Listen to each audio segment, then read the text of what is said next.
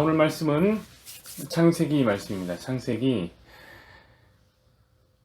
41장 46절 말씀. 창세기 41장 46절 말씀입니다. 네. 자, 읽어드리겠습니다. 요셉이 애굽 왕 바로 앞에 설 때에 30세라 그가 바로 앞을 떠나 애굽 온 땅을 순찰하니. 오늘 말씀을 중심으로 해서 그 거북이는 의외로 빠르다 라는 제목으로 함께 말씀을 나누겠습니다. 집에 거북이 한 마리를 들여놨습니다. 집에 어항 하나 있는 거 되게 멋있잖아요, 그죠? 이사와서 이 별걸 다 해봅니다. 이놈을 어디다 놓을까 고민을 좀 했어요. 약간 남다른 데 두었으면 좋겠다 싶었습니다. 보통 거실이나 눈에 잘 띄는 식탁 근처에 두는데 저는 그런 평범한 것이 싫었습니다. 그래서 어디 뒀냐? 화장실에 뒀습니다. 화장실에. 물론 이게 이를 볼 때 누군가가 나를 지켜보고 있는 것 같아서 약간 부담도 되지만 그 어항에서 나오는 은은한 그 불빛이 타일에 비추어서 화장실 전체가 마치 물속에 있는 것 같은 느낌을 준단 말이에요. 그래서 이제 거기에서 거북이가 유유자적 이렇게 헤엄을 탁 이렇게 치고 있으면 그게 바로 용궁이죠, 여러분. 뭐가 따로 용궁입니까? 수군가의 한 장면이 거기서 완성되는 거예요. 그래, 화장실에 두길 잘했다. 내심 이런 생각을 하고 있을 때 예상 밖의 문제가 하나 생겼습니다. 그게 뭐냐면 생각보다 이놈이 빠른 거예요. 제가 이를 보기 위해서 보통 이를 볼 때는 급한 마음으로 들어가죠. 급한 마음으로 문을 확 열고 들어가면 이놈이 바위를 지키고 있다가 낯선 이의 등장 때문에 지도 깜짝 놀라서 그런지 갑자기 후두둑 하고 움직입니다. 엄청 빨라요. 엄청 빨라. 그리고 그 소리가 생각보다 엄청 커요. 그래서 아무 생각 없이 문을 열고 들어갔다가 누가 있는 줄 알고 몇 번이고 이렇게 깜짝 놀랐습니다. 그리고 거북이가요, 이렇게 유유자적 헤엄치지도 않아요.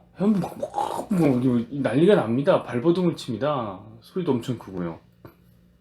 알고 보니까 얘들이요, 그 생태계 파괴범이래요. 예전에 그 부처님 오신 날이 되면 불교인들이 그렇게 한강에다가 거북이를 방생했습니다. 요즘 안 된대요, 그게. 불법이래요, 불법. 그 한강에다 방생하면 얘들이 뭐 거기 사는 애들 다 먹는데요. 잉어도 먹고 뭐 다 잡아먹는데요. 제가 좀 의아했어요. 왜냐면 잉어 얼마 빨라요? 막 왔다 갔다 하는 거 보면 굉장히 빠르죠. 여러분, 잉어 맨손으로 잡을 수 있습니까? 못 잡아요. 엄청 빨라요. 근데 거북이 잡는다는 거예요, 얘가. 얘 물속에서 느리지 않아요. 엄청 빠른 애들이에요. 그러니까 모든 거북이가 모든 순간 느린 것은 아닌 거죠. 그건 오해예요. 거북이에게 의외의 면이 있는 겁니다. 다만 우리 안에 자리 잡힌 하나의 편견이 있는 거죠. 거북이는 느리다. 그래서 거북이는 온순하고 뭐 게으르다. 이런 편견 같은 것이 있는 거죠. 그러나 제가 이제 친히 거북이를 키우는 입장에서 보자면 거북이는 생각보다 안 느려요. 빨라요. 거북이 생각보다 온순하지도 않아요. 웬만한 거 다 잡아먹어요. 그리고 게으르지도 않습니다. 끊임없이 움직입니다. 끊임없이. 물론 인간은 사물에 이제 상징을 부여하는 습관이 있죠. 그래서 거북이 하면 느리다, 토끼 하면 빠르다, 뭐 이런 상징을 부여합니다. 그래서 그것이 아주 틀렸다고는 할 수 없어요. 하지만 거북이는 의외로 빠르다는 거예요. 자, 그렇다면 그 의외로 빠르다 하는 이 의외성은 어디서 나온 것일까요? 당연히 하나님이죠. 당연히 우리 하나님이에요. 하나님이 창조한 거북이는 원래 그랬어요, 원래. 우리가 그렇게 생각한 거죠. 하나님은 우리 생각보다 거북이에게 더 많은 것을 주신 것입니다. 자, 그런 의미에서 이 세상에는 하나님에 의한 그 의외성이 도처에 깔려 있습니다. 도처에. 왜냐면 하나님은 우리 생각보다 크시거든요. 하나님은 항상 너머에 계신 분이에요. 우리 생각 너머에 계신 분이에요. 우리 계획 너머에 계신 분이에요. 하나님 우리 존재 너머에 계신 분입니다. 말 그대로 하나님은 그래서 의외의 하나님입니다. 의외의. 그래서 우리가 하나님의 일하심을 보지 못하고 인간의 편견에 사로잡혀서 이 세상을 보게 된다면 제가 마치 거북이의 의외로 빠른 모습을 보고 놀랐던 것처럼 놀라 자빠질 일들이 참 많이 일어나게 됩니다. 필요 이상으로 슬퍼할 일이 생길 수도 있고요. 필요 이상으로 좌절하는 일이 생길 수도 있어요. 하나님의 일하심을 보지 못하고 우리 편견으로 세상을 산다면 그래서 결국에 의외로 쉽게 넘어지기도 한단 말이에요. 자, 여러분, 오늘 요셉의 삶이 바로 의외로 빠른 거북이 같은 삶이 아닙니까? 요셉은 어렸을 때 토끼처럼 빠른 삶을 살았습니다. 그는 엄마를 잘 만나서 아버지 편애를 받았습니다. 야곱에게는 아내가 둘 있었는데, 야곱은 요셉의 아버지죠. 야곱에게 아내 둘이 있었는데 레아와 라헬입니다.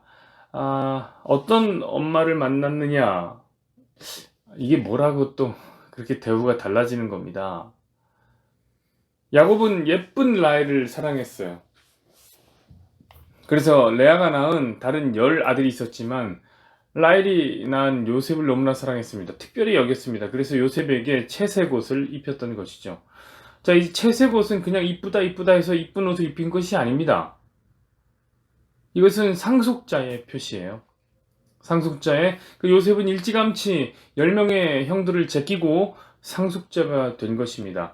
요셉은 얼마나 엄마 잘 만나서 얼마나 빨리 달렸던 겁니까? 남들보다 빨리 달렸던 건, 그런 의미에서 요셉은 자기가 토끼인 줄 알았을 겁니다.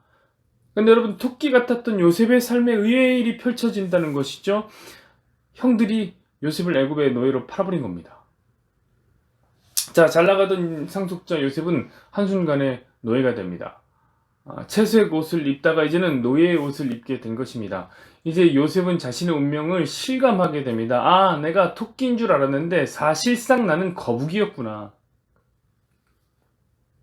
여러분, 운전해 보신 분은 아시겠지만 100km로 달리다 갑자기 어린이 보호구역을 지나가느라고 30km로 달려봐요. 그러면 굉장히 느리게 느껴집니다. 기어가는 느낌이 들어요. 분명히 가고 있는데 속이 터지죠. 그러니까 요셉이 느꼈던 인생 속도도 그랬을 거예요. 빨리 가다가 갑자기 확 멈춰서니까 속 터지는 속도로 느껴졌을 겁니다. 근데 요셉의 인생 속도가 더 철저하게, 더 처절하게 느려지는 사건이 한 번 더 펼쳐지게 되는 것이죠. 우리가 알다시피 노예였던 요셉은 보디발의 아내의 유혹을 거절했다가 누명을 쓰고 죄수가 됩니다. 야, 이왕에 감옥에 그렇게 해서 갈 것 같았으면 거절이라도 하지 말걸. 이러면서, 뭔가를 잘했어요. 그런데 죄수가 된 거예요. 유혹을 견뎠습니다. 유혹을 거절했습니다. 그럼 잘한 거죠. 그런데 감옥으로 간 것입니다. 자, 이제 그는 아예 멈춰선 듯한 느낌을 받았을 거야. 내 인생 끝났구나.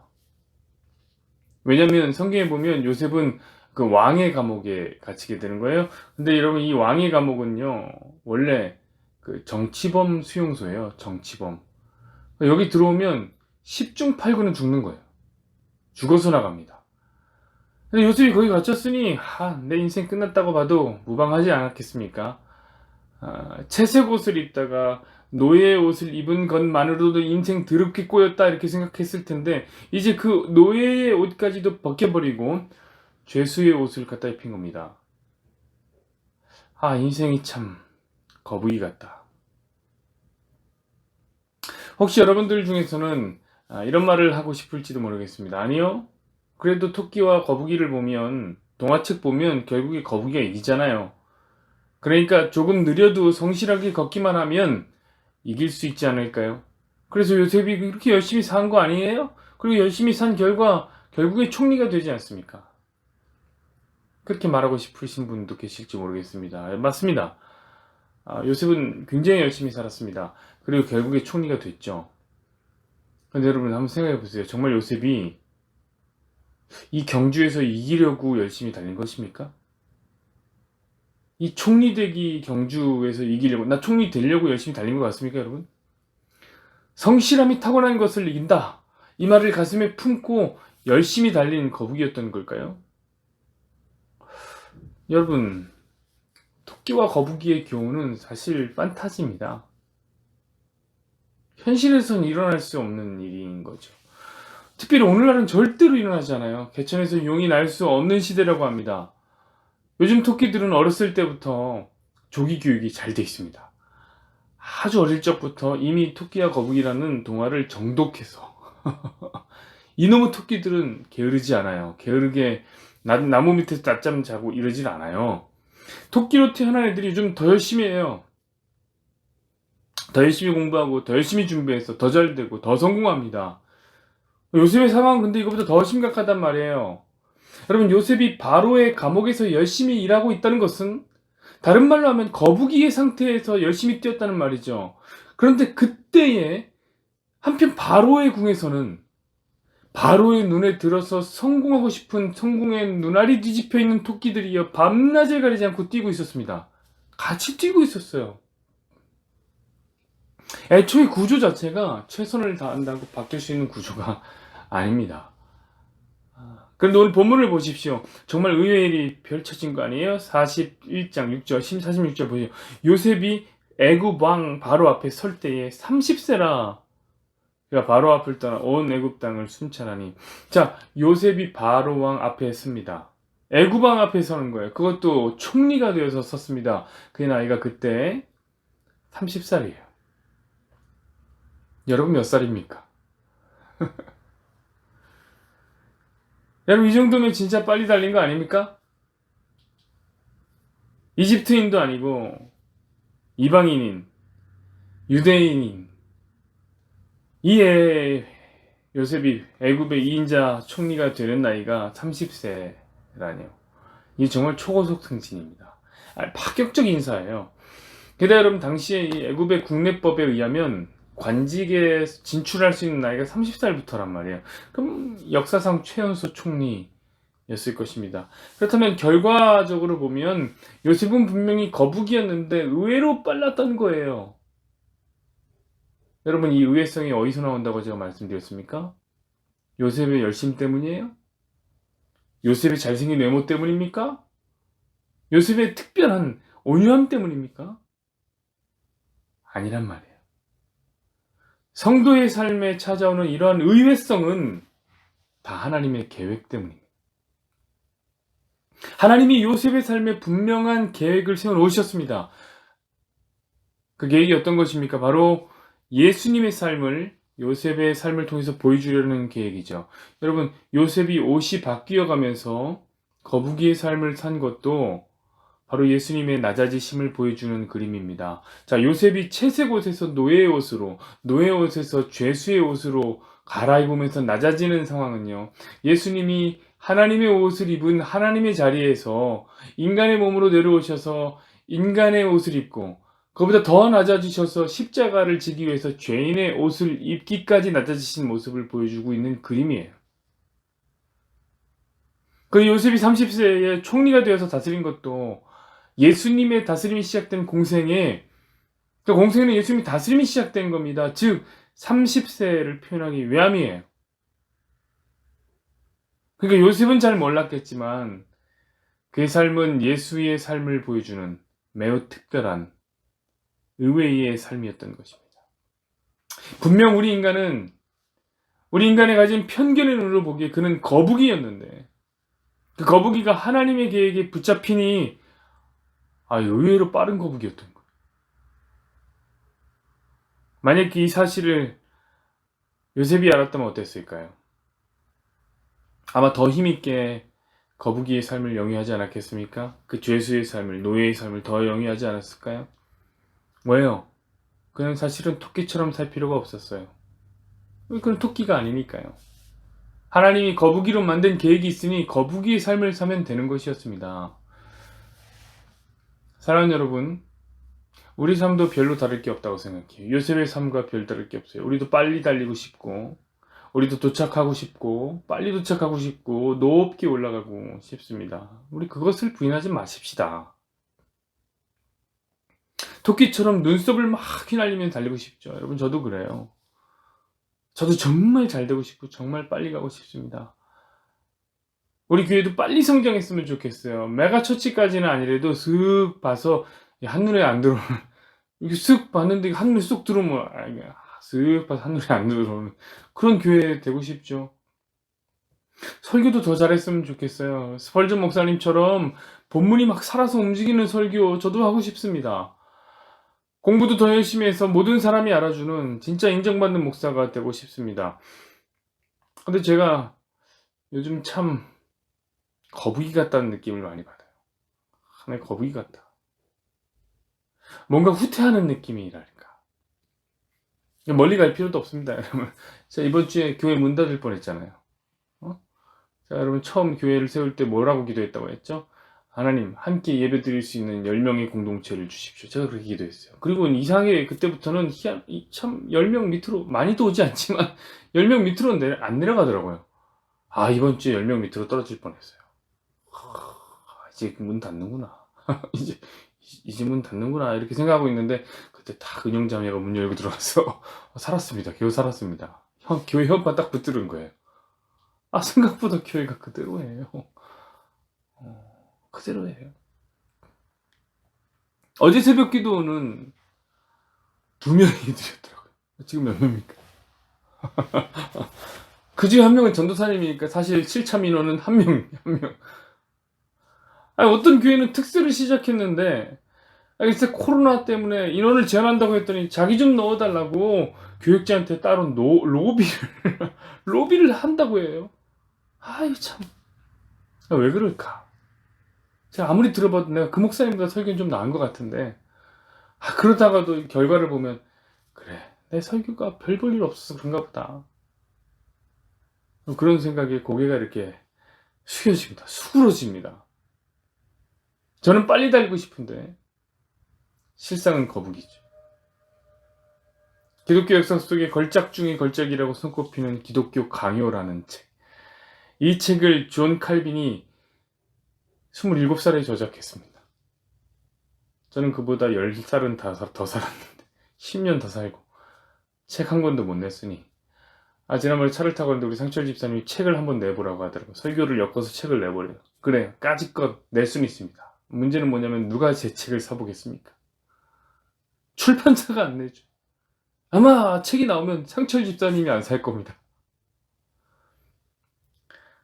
이거 참 인생의 느리다. 참 느리다. 라는 생각이 요새 듭니다. 사랑하는 여러분, 여러분의 인생은 어떻습니까? 지금 빨리 달리고 있습니까? 아니면 천천히 기어가는 거북이 같습니까? 빨리 가고 있으면 괜찮습니다. 감사하죠, 뭐. 그럼 그때는 충분히 스피드감을 느끼시면 됩니다. 하지만 천천히 기어가고 있다면, 그래서 내 인생이 마치 거북이 같다고 느껴진다면 그래도 괜찮습니다. 여러분, 하나님의 손에 들려있는 거북이라는 사실을 잊지 마십시오. 여러분, 토끼 아니에요. 하나님의 계획 속에 여러분은 의외로 빠른 거북이입니다. 여러분은 토끼처럼 세상을 휩쓸고 다니는 존재가 아니라 그리스도의 삶을 살아야 하는 그리스도인인 거예요. 여러분, 그리스도인이라는 말 자체가 그거 아니에요. 그리스도의 삶을 살아가는, 그게 바로 그리스도인이에요. 우리 요셉처럼 그리스도의 삶을 살아내는 하나님의 계획 안에서 의외로 빠른 거북인 겁니다. 그러므로 오늘도 우리는 우리 하나님의 그 의외성, 항상 우리 너머에 계신 하나님, 우리 생각 너머에 계신 하나님, 그 의외성을 믿으면서, 여러분 어떻게 될지 몰라요, 인생이. 오늘도 힘차게 살아가기를, 대신 토끼로 힘차게 살면 안 됩니다. 거북이로 힘차게 살아가시는 여러분들이 되기를 진심으로 바라겠습니다. 함께 기도하시죠. 여호와는 내게 복을 주시고 너를 지키시기를 원하며, 여호와는 그의 얼굴을 내게 비추사 은혜 베푸시기를 원하며, 여호와는 그 얼굴을 내게로 향하여 드사 평강 주시기를 원하노라.